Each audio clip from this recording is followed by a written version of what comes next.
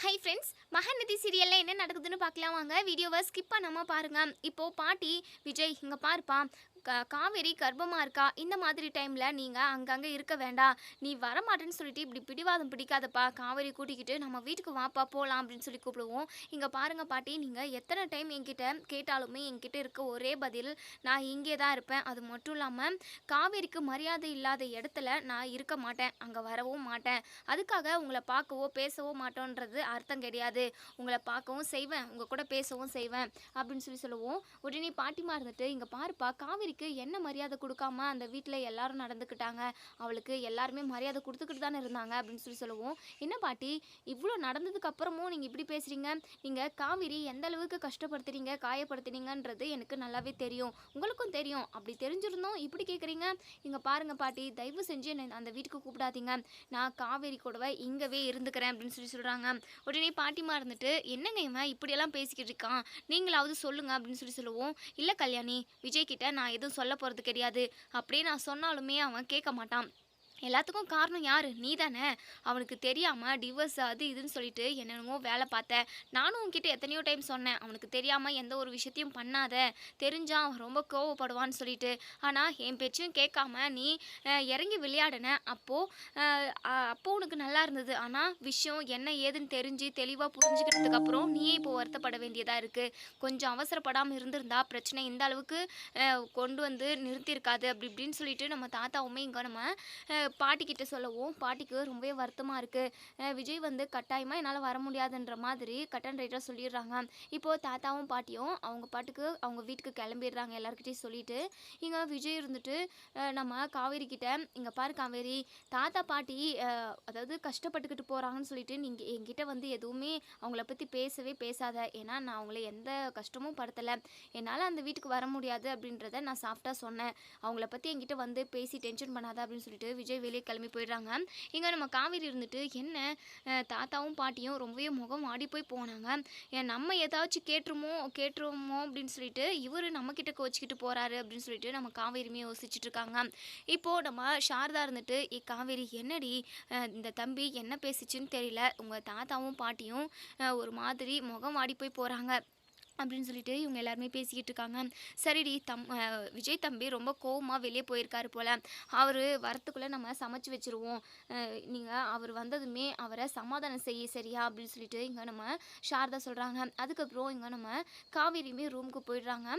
இப்போது சாரதா சமைச்சிக்கிட்டு இருக்காங்க. இப்போது உடனே கங்காவை கூப்பிட்டு, கங்கா வாடி, கூட மாட ஒத்தாசி செய்வேன். நான் மட்டும் எவ்வளோ வேலை தான் செய்ய முடியும்? விஜய் தம்பி வரத்துக்குள்ளே நம்ம தடபுடலாக சமைக்க வேண்டாமா? அந்த தம்பி வந்ததுமே அவருக்கு சாப்பாடு பரிமாறணும். ஏதோ கோவமாக போயிருக்காரு அப்படின்னு சொல்லிட்டு இங்கே நம்ம கங்காவுமே வேலை வாங்குறாங்க. அதே சமயம் நம்ம குமரனை கூப்பிட்டு, தம்பி கொஞ்சம் போயிட்டு மட்டன் கறி வாங்கிட்டு வந்துருங்களேன், நம்ம சீக்கிரமாக சமைக்கணும் அப்படின்னு சொல்லிட்டு இங்கே நம்ம குமரனை கடைக்கு அனுப்புகிறாங்க. இதை எல்லாத்தையுமே நம்ம கங்கா வந்து வாட்ச் பண்ணிக்கிட்டே தான் இருக்காங்க. அதுக்கப்புறம் சமைச்சு முடிச்சிடுறாங்க. விஜய்க்கு கால் பண்ணி நம்ம காவேரியுமே வீட்டுக்கு வர வைக்கிறாங்க. நம்ம விஜயுமே வீட்டுக்கு வந்ததுமே நம்ம சாரதா இருந்துட்டு, என்ன தம்பி கோவமாக இருக்கீங்களா அப்படின்னு சொல்லி கேட்கவும், இல்லை நான் எதுக்காக கோவமாக இருக்க போகிறேன் அப்படின்னு சொல்கிறாங்க. சரிங்க தம்பி, நீங்கள் கையை அலம்பிட்டு வந்துடுங்க, சாப்பிடுவீங்க அப்படின்னு சொல்கிறாங்க. அதுக்கப்புறம் நம்ம காவேரியும் நம்ம விஜயையும் 2 பேரையும் உட்கார வச்சு ஃபஸ்ட்டு அவங்களுக்கு பரிமாறுறாங்க. உடனே நம்ம விஜய் இருந்துட்டு, குமரன் பிரதர் நீங்களும் உட்காருங்க, சாப்பிடுவீங்க அப்படின்னு சொல்லுவோம்.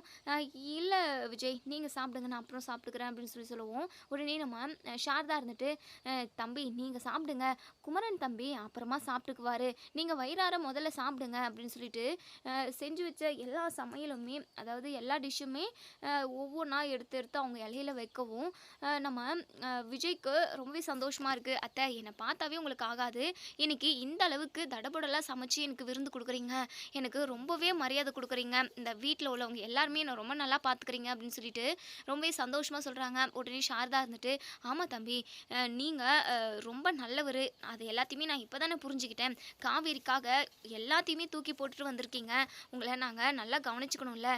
அது மட்டும் இல்லாமல் நீங்கள் பணக்கார வீட்டு பையன், அங்கே உங்கள் வீட்டில் ரொம்ப வசதியாக இருந்திருப்பீங்க. அதனால தான் இங்கே எந்த குறையும் உங்களுக்கு வந்துடக்கூடாது அப்படின்றதுக்காக தான் எல்லாத்தையுமே பார்த்து பார்த்து செஞ்சுக்கிட்டு இருக்கோம் அப்படின்னு சொல்லுவோம். விஜய் இருந்துட்டு இங்கே பாருங்க ஆண்டி, எனக்காக நீங்கள் ஸ்பெஷலாக எதுவுமே செய்ய வேண்டாம். உங்களோட ரொட்டீனை நீங்கள் கரெக்டாக செஞ்சுக்கோங்க. எனக்காக நீங்கள் எந்த ரிஸ்க்கும் எடுக்க வேண்டாம் அத்தை அப்படின்னு சொல்லுவோம். அதெல்லாம் எந்த ரிஸ்க்கும் இல்லை தம்பி, நீங்கள் வயிறார சாப்பிடுங்க அப்படின்னு சொல்லிட்டு இன்னும் போட்டுக்கோங்க அப்படின்னு சொல்லிட்டு இன்னுமே நிறைய எடுத்து வைக்கிறாங்க. காவேரி நீயும் நல்லா நல்லா சாப்பிடுமா வயிறார அப்படின்னு சொல்லிட்டு காவேரியும் விஜயும் ரொம்ப நல்லா கவனிச்சுக்கிறாங்க. ஏன்னா நம்ம காவேரி வந்து முன்னாடி ப்ரெக்னெண்ட்டாக இருந்த விஷயம் நம்ம சாரதாவுக்கு தெரியல. கங்காவை ரொம்ப நல்லாவே பார்த்துக்கிட்டாங்க. இப்போது காவேரியும் விஜயும் ரொம்ப நாள் கழித்து ஒன்று சேர்ந்துருக்காங்க. அதே சமயம் காவேரி ப்ரெக்னெண்ட்டாக இருந்த டைமில் நம்ம அவளை நிறைய வேலை வாங்கிட்டோம் அப்படின்னு சொல்லிட்டு சாரதா வந்து இப்போ காவேரியும் விஜயும் ரொம்பவே ஸ்பெஷலாக கவனிச்சுக்கிட்டு இருக்காங்க.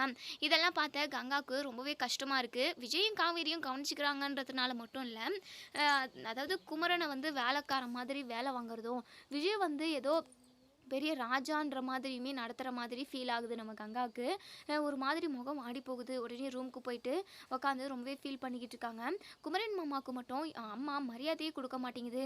முன்னாடியெல்லாம் குமரன் மாமாவை பெருமையாக பேசி புகழ்ந்துக்கிட்டே இருக்கும்.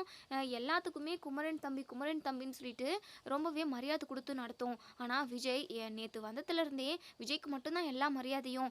இந்த வீட்டோட மாப்பிள்ளைங்க 3 பேருக்குமே சரியான சமமான மரியாதை தானே கொடுக்கணும். அம்மா ஏன்னா இப்படி விஜய் தலைமையில தூக்கிக்கிட்டு ஆடுதுன்னு தெரியல அப்படி இப்படின்னு சொல்லிட்டு மனசுக்குள்ளேயே பயங்கர டென்ஷன் ஆகுறாங்க. நம்ம சாரதா மேலே பயங்கர கோவத்துலேயும் இருக்காங்க. அதுக்கப்புறம் இங்கே விஜயும் காவேரியும் சாப்பிட்டு முடிச்சிடுறாங்க. நம்ம சாரதா வந்து கங்காவை சாப்பிட்றதுக்காக கூப்பிட்றாங்க. ஏய் கங்கா வாடி சாப்பிடுவேன் அப்படின்னு சொல்லுவோம். அதெல்லாம் எனக்கு ஒன்றும் தேவையில்லை அப்படின்னு சொல்கிறாங்க. ஏன் கங்கா முகத்தை திருப்பி வச்சுக்கிட்டு தேவையில்லைன்னு சொல்கிறேன், காலையிலேருந்து நீயும் சாப்பிடாம தானே இருக்க, வா நீயும் குமரன் தம்பியும் இப்போ சாப்பிடுவீங்க அப்படின்னு சொல்லுவோம். என்னம்மா என்ன பேசிக்கிட்டு இருக்க, நம்ம ஹாலில் 2 பேரும் மட்டும் உட்காந்து சாப்பிட்ற அளவுக்கு தான் இடம் இருக்கா என்ன, முன்னாடி எங்களை 2 பேரையும் கூப்பிடல, உங்கள் அதாவது காவேரிக்கும் விஜய்க்கும் மட்டும் சாப்பாடு பரிமாறினேன், இப்போது எங்களை கூப்பிட்ற, ஏன் முன்னாடியே எங்களை கூப்பிட்டுருந்தா உன் வாய் சுலுக்கிக்கிட்டு இருந்திருக்குமா என்ன அப்படின்னு சொல்லுவோம். என்னடி கங்கா இப்படியெல்லாம் பேசுகிறேன், விஜய் தம்பி பெரிய வீட்டில் பிறந்து வளர்ந்த பிள்ளை, அவர் எந்த ஒரு குறையுமா அவருக்கு வந்துடக்கூடாதுன்றதுக்காக தான் அவரை பார்த்து பார்த்து கவனித்தேன், அதில் உனக்கு ஏதாவது கஷ்டமாடி அப்படின்னு சொல்லுவோம். இல்லைம்மா அதெல்லாம் எனக்கு எந்த ஒரு கஷ்டமும் கிடையாது, ஆனால் அவரை நடத்துகிற மாதிரியே நீயும் குமரன் மாமாவுக்கும் மரியாதை கொடுக்கணும்ல, குமரன் மாமாவை மட்டும் வேலைக்கார மாதிரி நடத்துகிற அப்படின்னு சொல்லுவோம். என்னடி பேச்சு பேசிக்கிட்டு இருக்க, குமரன் தம்பி நம்ம வீட்டிலே பிறந்து வளர்ந்து நம்ம வீட்டிலே இருக்குது, நம்ம வீட்டு கஷ்டம் நஷ்டம்னு எல்லாமே புரிஞ்சுக்கிட்டு நடந்துக்கிற தம்பி, அவருக்கு எல்லாமே பழக்கம் தானே. ஆனால் விஜய் தம்பிக்கு அந்த மாதிரியா, அவர் வசதியான வீட்டு பிள்ளடி, உனக்கே தெரியும்ல அப்படின்னு சொல்லுவோம். என்னம்மா என்ன பேசுகிற, என்னதான் வசதியாக இருந்தாலும் இந்த வீட்டோட மருமகனுங்க 3 பேர் இருக்காங்க, 3 பேருக்குமே சமமான மரியாதையை நீ கொடுத்து தானே ஆகணும். விஜய்ன்னு சொல்லிட்டு விஜயை மட்டும் தூக்கி வச்சுக்கிட்டு ஆடுறது ரொம்ப தப்புமா அப்படின்னு சொல்லுவோம். என்னடி கங்கா இப்படி பேசுகிற, ரொம்ப நாள் கழிச்சு காவேரியும் விஜயும் ஒன்று சேர்ந்துருக்காங்க, அவங்க 2 பேரையும் கவனிக்கிறதுல என்னடி தப்பு, அம்மா நீ எப்படியோ கவனிச்சுக்கோமா, நீ கொஞ்சம் இங்கேருந்து போறியா அப்படின்னு சொல்லுவோம். உடனே இங்கே நம்ம சாரதா இருந்துட்டு ஏ கங்கா அதே இதை மனசில் போட்டு குழப்பிக்காதிரி, வாடி சாப்பிடுவேன் அப்படின்னு சொல்லுவோம். அம்மா எனக்கு பசிக்கிறப்ப நானே போட்டு சாப்பிட்டுக்கிறேன், தயவு செஞ்சு இடத்த களி பண்ணு அப்படின்னு சொல்லிட்டு பயங்கர கோவமாக இருக்காங்க. அதுக்கப்புறம் இங்கே நம்ம சாரதா இருந்துட்டு குமரனை சாப்பிட கூப்பிடுவோம். குமரன் இருந்துட்டு கங்கா வரலையா அப்படின்னு சொல்லி கேட்கவும், அவள் அப்புறமா சாப்பிடலாம் தம்பி, நீங்கள் சாப்பிடுங்க அப்படின்னு சொல்லிட்டு இப்போது பாட்டிமாவுக்கும் குமரனுக்கும் சாப்பாடு போட்டு கொடுக்குறாங்க. இப்போது நம்ம விஜயும் காவேரியும் அப்பளம் பிஸ்னஸ் பேசுகிறதுக்காக ஏதாவது ஒரு பிஸ்னஸ் ஸ்டார்ட் பண்ணலாம் அப்படின்றதுக்காக ஐயப்பனை பார்த்து பேச போகிறாங்க. 2 பேரும் போயிடுறாங்க. வீட்டில் பாட்டிமா, நம்ம கங்கா, நம்ம சாரதா, குமரன் இவங்க மட்டும் தான் இருக்காங்க. இப்போது குமரன் இருந்துட்டு ஏ கங்கா நான் இப்போ தான் சாப்பிட்டு முடித்தேன், நீயும் சாப்பிடுவோம் அப்படின்னு சொல்லி கூப்பிடுவோம். இல்லைங்க எனக்கு வேண்டவே வேண்டாம், எனக்கு பசிக்கவே இல்லை அப்படின்னு சொல்லுவோம். உடனே சாரதா இருந்துட்டு என்னடி காலையிலேருந்து இப்போ வரைக்கும் சாப்பிடாமே இருக்க, அது எப்படி பசி இருக்காமல் இருக்கும் அப்படின்னு சொல்லி கேட்கவும், ஆமாம்மா எனக்கு மனசுக்குள்ளே அவ்வளோ கஷ்டம் இருக்குது, அதனால தான் பசி எடுக்கலை அப்படின்னு சொல்லுவோம். என்னடி ஆச்சு நல்லா தானே இருந்தேன் அப்படின்னு சொல்லி கேட்கவும், எனக்கு என்னமோ நான் இந்த வீட்டில் இருக்கிறது எனக்கு பிடிக்கலம்மா, எனக்கான மரியாதையும் கிடைக்க மாட்டேங்குது, ஏங்க நம்ம இந்த வீட்டை விட்டு போயிடலாமா அப்படின்னு சொல்லுவோம். என்ன கங்கா என்னாச்சு உனக்கு, ஏன் இப்படி திடுப்புன்னு ஒரு முடிவு எடுக்கிற, அப்படி என்ன நடந்துருச்சு வீட்டை விட்டு போகிற மாதிரி அப்படின்னு சொல்லிட்டு குமரன் கேட்கவும், ஏங்க நான் சொன்னால் நீங்கள் கேட்க மாட்டீங்களா, உங்களுக்கான மரியாதை இங்கே கிடைக்கலைங்க, அது கூட உங்களுக்கு தெரியலையா, உங்களுக்கு என்ன, உங்களுக்கு வந்து அதாவது நம்ம வீடு தானே அப்படின்ற மாதிரி யோசிச்சுட்டு இருப்பீங்க, ஆனால் அப்படியெல்லாம் நான் கிடையாது, மற்றவங்களுக்கு என்ன மரியாதை கிடைக்குதோ அதுவும் அதாவது எல்லாமே உங்களுக்கு கிடைக்கணும்னு நான் எதிர்பார்க்குறேன். என் புருஷனுக்கான மரியாதையை யாருமே இங்கே கொடுக்கல. இங்கே பாருங்க, ஒழுங்கு மரியாதையாக ட்ரெஸ் எல்லாம் பேக் பண்ணுங்க, நம்ம வேற எங்கேயாவது வீடு பார்த்து போய் தங்கிக்கலாம் அப்படின்னு சொல்லுவோம். உடனே பாட்டிமா இருந்துட்டு, ஏ கங்கா என்னடி ஆச்சு உனக்கு? நல்லா தானே இருந்த, ஏன் இப்படி பேசிக்கிட்டு இருக்க? ஏ சாரதா என்னடி ஆச்சு? நீ ஏதாவது கங்காவை திட்டினியா அப்படின்னு சொல்லி கேட்கவும், ஐயோ அத்தை நான் எதுக்காக திட்ட போகிறேன், என்னமோ தெரியல முகத்தை தூக்கி வச்சுக்கிட்டு இருக்கா அப்படின்னு சொல்லுவோம். இங்கே பாருமா நாங்கள் வீட்டை விட்டு போகிறோம் அப்படின்னு சொல்லுவோம். உடனே நம்ம சாரதாவோ, ஏங்கங்க எதுக்காக நீ வீட்டை விட்டு போகணும், உனக்கு வீட்டை விட்டு போகணும்னு சொல்லிட்டு அப்படி என்ன அவசியம் இருக்குது, நீ இந்த வீட்டிலே இருக்காங்க அப்படின்னு சொல்லுவோம். இல்லைம்மா, மரியாதை இல்லாத இடத்துல நான் இல்லை, ஏங்க நீங்கள் ட்ரெஸ் எல்லாம் எடுத்து வைங்க, நின்று பார்த்துக்கிட்டு இருக்காதீங்க அப்படின்னு சொல்லுவோம். உடனே சாரதா திட்டுறாங்க, ஏக்காங்க என்னடி பைத்தியம் இது பிடிச்சிக்கிட்டு இருக்கா உனக்கு அப்படின்னு சொல்லுவோம். ஆமாம்மா எனக்கு பைத்தியம் தான் பிடிச்சிக்கிட்டு இருக்கு, நீ விஜயவே தூக்கி வச்சுக்கிட்டு கொண்டாடு சரியா, நாங்கள் எங்கேயாவது போயிட்டு பொழைச்சிக்கிறோம் அப்படின்னு சொல்லுவோம். ஓ அதனால தான் கோவமாக இருக்கியா, ஓ அப்போ உனக்கு இந்த விஷயமே தெரியாதாம்மா அப்படின்னு சொல்லுவோம். இங்கே பாருடி, குமரன் தம்பிக்குமே நான் மரியாதை கொடுக்க தான் செய்கிறேன், ஆனால் நீ தான் அப்படி பேசிக்கிட்டு இருக்க அப்படின்னு சொல்லுவோம். பார்த்தனே நீ எப்படி தான் மரியாதை கொடுக்குறேன்னு சொல்லிட்டு, வேண்டவே வேண்டாமா நாங்கள் இங்கேருந்து கிளம்புறோம் அப்படின்னு சொல்லிட்டு ட்ரெஸ் எல்லாத்தையுமே பேக் பண்ணிவிட்டு 2 பேருமே பேக்கை கையில் தூக்கிக்கிறாங்க. உடனே பாட்டிமா இருந்துட்டு, ஏ கங்கா என்னடி இது, இவ்வளோ நாளாக காவேரியோட வாழ்க்கையில் பிரச்சனையாக போய்கிட்டு இருந்தது, ரொம்ப நாள் கழிச்சு இப்போ தான் அவங்க 2 பேரும் ஒன்று சேர்ந்துக்கிறாங்க, இப்போது சந்தோஷமாக இருக்க டைமில் நீ வேற இப்படி புதுசாக ஒரு பிரச்சனை கிளப்புறியடி அப்படின்னு சொல்லுவோம். நான் எதுவும் புதுசாக பிரச்சனை கிளப்பல பாட்டி, எனக்கு இங்கே இருக்கிறதுக்கு சுத்தமாக பிடிக்கல அப்படின்னு சொல்லிட்டு பேசிக்கிட்டு இருக்காங்க. அப்போ தான் இங்கே நம்ம நிவுனும் நம்ம யமுனாவும் வராங்க. உடனே யமுனா இருந்துட்டு, என்னக்கா கையில் பேக்கோடு நிற்கிற, என்னாச்சு ஊருக்கு கிளம்புறீங்களா அப்படின்னு சொல்லுவோம். உடனே நம்ம கங்கா எதுவுமே பேசாமல் சைலண்ட்டாக இருக்காங்க. உடனே இங்கே நம்ம சாரதா கிட்ட, அம்மா என்னம்மா ஆச்சு, அக்கா ஏன் கையில் பேக்கை வச்சுக்கிட்டு இருக்கு, மாமா என்னம்மா மாமா என்னாச்சு சொல்லு மாமா அப்படின்னு சொல்லிட்டு இங்கே யமுனா வந்து எல்லாருக்கிட்டையுமே கேட்கவும் எல்லாருமே சைலண்ட்டாக இருக்காங்க. உடனே சாரதா இருந்துட்டு, யமுனா உன் அக்காவுக்கு என்னாச்சுன்னே தெரியலடி, காவேரியோட புருஷனும் ரொம்ப நாள் பிரிஞ்சிருந்து இப்போ தான் ஒன்று சேர்ந்துருக்காங்க, அவங்கள கவனிச்சேன், அது பெரிய குத்தமாக போயிடுச்சு, குமரன் தம்பிக்கு எந்த ஒரு மரியாதையும் நான் கொடுக்கலையா அப்படின்னு சொல்லிட்டு இங்கே நம்ம சாரதா சொல்லவும், உடனே யமுனா இருந்துட்டு, என்னம்மா அக்கா இப்படி கோவப்படுற மாதிரி நடந்துக்கிட்டு இருந்திருக்க, நீ விஜய் மாமாவுக்கு மரியாதை கொடுக்குற மாதிரியே தானே குமரன் மாமாவும் மரியாதையாக நடத்தணும், அது என்ன விஜய்னா பெரிய இது, குமரன் மாமானா உனக்கு அவ்வளோ கேவலமாக போயிடுச்சாமா அப்படின்னு சொல்லிட்டு இங்கே யமுனாவுமே ஏற்றி விடுற மாதிரி தான் பேசிக்கிட்டு இருக்காங்க. ஏற்கனவே காவேரி மேலே நம்ம யமுனாவுக்கு சின்னதாக சந்தேகமும் கோவமும் இருக்குது, அதனால் இப்போது பெரிய பாயிண்ட் கிடச்சிருச்சு, இதை வச்சு நம்ம காவேரி அக்காவையும் விஜயுமே வெளியே அனுப்பிடணும் அப்படின்ற மாதிரி யோசிக்கிறாங்க. உடனே நம்ம சாரதா இருந்துட்டு, ஏ யமுனா என்னடி நீயும் அந்த கங்கா மாதிரியே பேசுகிற, நான் என்னடி மரியாதை குறைவாக நடந்துக்கிட்டேன், குமரன் தம்பிக்கு மரியாதை கொடுக்க தானே செய்கிறேன் அப்படின்னு சொல்லுவோம். இல்லைம்மா உன்னை பற்றி எனக்கு நல்லாவே தெரியும், விஜய் பணக்கார வீட்டு பையன், அதே மாதிரி காவேரினா உனக்கு ரொம்ப பிடிக்கும், அவங்க 2 பேரையும் மட்டும் நீ தூக்கி வச்சு கொண்டாடிக்கிட்டு இருக்குவ, எனக்கு நல்லாவே தெரியும், குமரன் மாமா படிக்கல வசதி இல்லை அப்படி இப்படின்னு சொல்லிட்டு குமரன் மாமாவை நீ இலக்காரமாக நினச்சிக்கிட்டு இருக்கியா, இங்கே பார் நீ 4 பொண்ணை பெற்று வச்சிருக்க, 3 பேருக்கு கல்யாணமும் பண்ணி கொடுத்தாச்சு, இப்போது நீ 3 மருமகனையுமே ஒரே மாதிரி தானே நடத்தணும், அது என்னம்மா பணம் இருந்தால் ஒரு மரியாதை, பணம் இல்லைன்னா ஒரு மரியாதையா, கங்கா அக்கா கரெக்டான முடிவு தான் எடுத்திருக்கு, அக்கா நீ இந்த வீட்டில் இருந்தனா உனக்கும் மாமாக்கும் எந்த ஒரு மரியாதையுமே கிடைக்காதுக்கா, நீ பேசாமல் எங்கள் வீட்டுக்கு வந்திருக்கா அப்படின்னு சொல்லுவோம். உடனே கங்கா இருந்துட்டு, இல்லையம்முனா நான் யார் வீட்டுக்கும் போகிறது கிடையாது, எங்கேயோ ஒன்று வீடு பார்த்து நானும் மாமாவும் பொழைச்சிக்கிறோம், அது என்ன பணம் தானே, பணத்தை என்ன நான் எங்களால் சம்பாதிக்க முடியாது, விஜயோட டபுள் மடங்காக நாங்கள் பணத்தை சம்பாதிக்க தான் போகிறோம் அப்படின்னு சொல்லுவோம். உடனே சாரதா இருந்துட்டு, என்னடி கங்கா இப்படியெல்லாம் பேசிக்கிட்டு இருக்க, அந்த விஜய் தம்பி பணம் சொத்து எதுவுமே வேண்டான்னு சொல்லிட்டு தானே நம்ம வீட்டுக்கு காவேரிக்காக தேடி வந்திருக்காரு, அதை கொஞ்சம் கூட புரிஞ்சுக்காம இப்போ பணம் அது இதுன்னு என்னென்னமோ பேசிக்கிட்டு இருக்கீங்கடி, தேவையில்லாமல் நீங்கள் ரொம்ப விலை கொடுத்து வாங்குறீங்க போல, இங்கே பாரு கங்கா நான் எல்லாருக்கும் ஒரே மாதிரி தாண்டி மரியாதை கொடுக்குறேன், தயவு செஞ்சு நான் சொல்கிறத கேளுடி, நீ இந்த வீட்டை விட்டு போகாதடி அப்படின்னு சொல்லிட்டு கங்காவை கெஞ்சிக்கிட்டு இருக்காங்க நம்ம சாரதா. ஆனால் நம்ம கங்காவை வந்து கேட்குற மாதிரியே இல்லை. இப்போது நம்ம யமுனா வந்து புது பிரச்சனையும் ஒன்று ஸ்டார்ட் பண்ணுறாங்க. ஏம்மா சரிம்மா நான் ஒத்துக்கிறேன், காவேரி அக்கா மட்டும் உனக்கு ரொம்ப ஒஸ்தி தானே, எனக்கு நல்லாவே தெரியும், இப்போ காவேரி அக்கா பற்றி நான் ஒரு விஷயம் உங்ககிட்ட டீட்டெயிலாக தெளிவாக சொல்கிறேன், அதுக்கு அதாவது ஒரு கேள்வி கேட்கணுன்னே நீ நினச்சிக்கோ, அந்த கேள்விக்கு கரெக்டாக எனக்கு ஒரு பதிலை சொல்லுமா, நான் ஒத்துக்கிறேன் அப்படின்னு சொல்லிட்டு இங்கே நம்ம யமுனா வந்து அவங்களோட பிரச்சனையை சால்வ் பண்ணுறதுக்காக பார்க்குறாங்க. உடனே இங்கே சாரதா இருந்துட்டு, என்னடி நீ புதுசாக ஏதாச்சும் சொல்ல போறியா அப்படின்னு சொல்லி கேட்கவும், புதுசோ பழசோ இப்போ சொல்ல போகிறேன். இங்கே பாருமா, எந்த ஒரு பொண்ணுமே சரி, நீ கர்ப்பமாக இருந்தப்போ நீ முதல்ல யார்கிட்டமா அந்த விஷயத்த சொன்ன அப்படின்னு சொல்லி கேட்கவும், யார்கிட்ட சொல்லுவேன், உன் அப்பங்கிட்ட தான் சொல்லுவேன் அப்படின்னு சொல்லுவோம். சரி, ஓகே. அதே மாதிரி கங்காக்கா கர்ப்பமானப்போ உன்கிட்ட இல்லை மாமா கிட்ட அப்படி தான் சொல்லியிருக்கோம். தெரியாத ஒருத்தவங்க கிட்டேயோ இல்லை ஃப்ரெண்டு கிட்டேயோ முதல்ல சொல்லுவாங்க. இல்ல, இல்ல.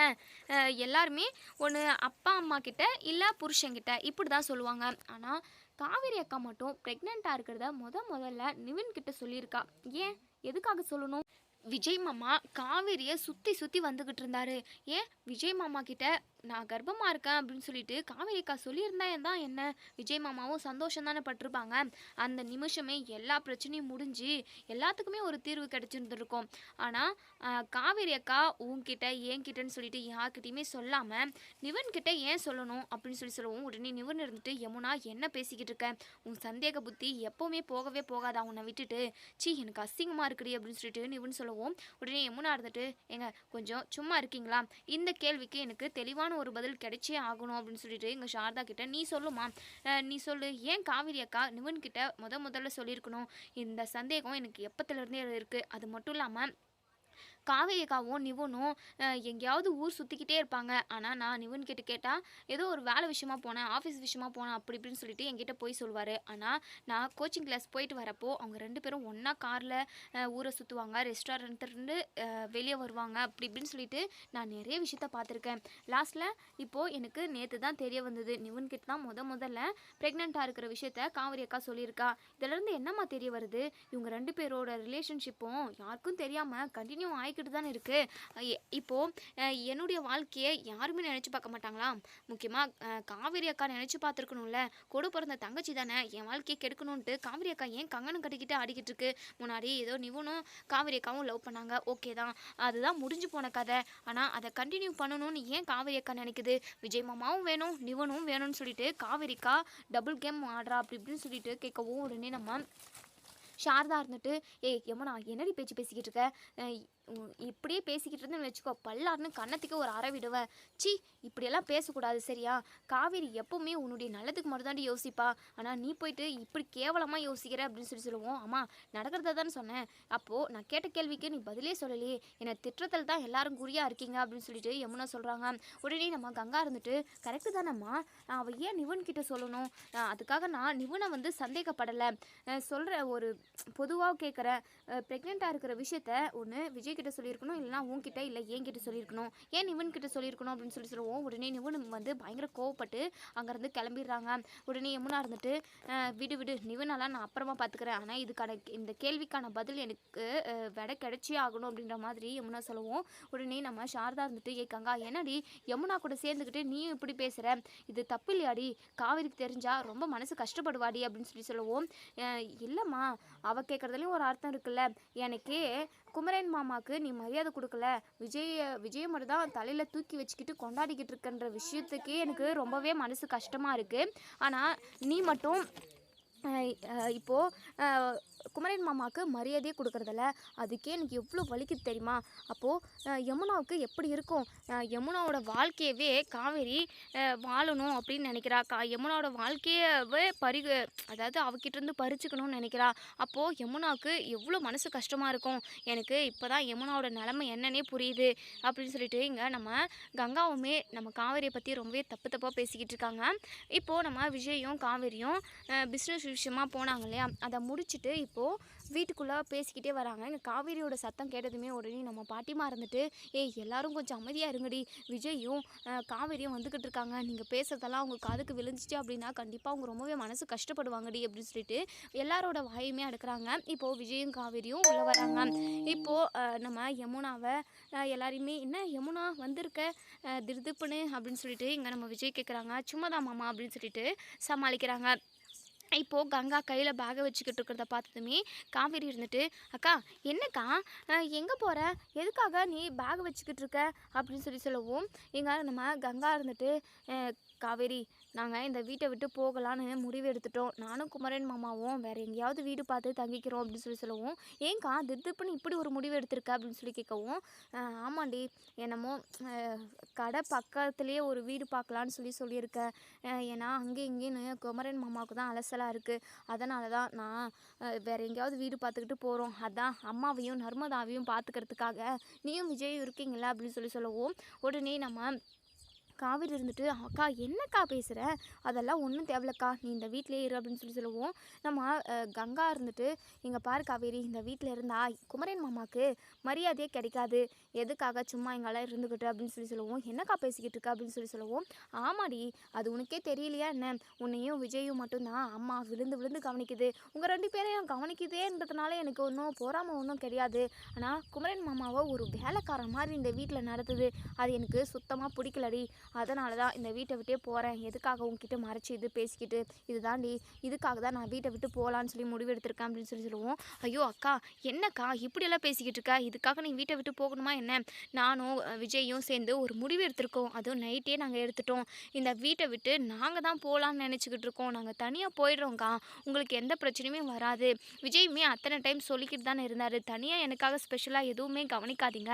நீங்கள் நாள் ஃபுல்லாக என்ன செய்வீங்களோ, உங்களுக்காக என்ன பண்ணிக்குவீங்களோ அதை மட்டும் பண்ணிக்கோங்க, எனக்காக ஸ்பெஷலாக எதுவும் செய்யாதீங்கன்னு சொல்லிட்டு அவருமே சொல்லிக்கிட்டு தானே இருந்தார்.